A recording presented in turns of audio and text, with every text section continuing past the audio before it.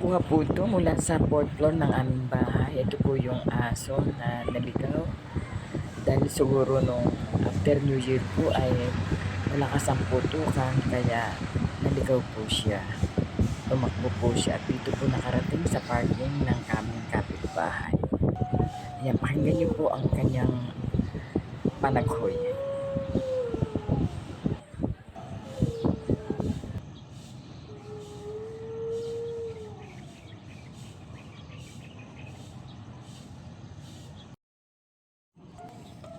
Yan, palabas na naman po siya. Balik-balik lang po siya. Dati po ay may leash siya na bakal. Natanggal po siguro dahil sa kababalik-balik niya palabas. Ayan.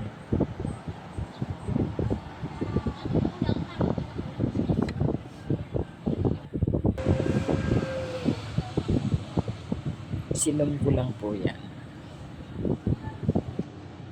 Takot sabihin may-ari sa kanya. Gutom mo, kawawa naman. Binigyan ko ng chicken. Hindi ko siya mabigyan kasi yung mga ibang aso rito, buting-buting hindi ako nakita ni Buto isang aso. Gutom na gutom siya kawawa naman.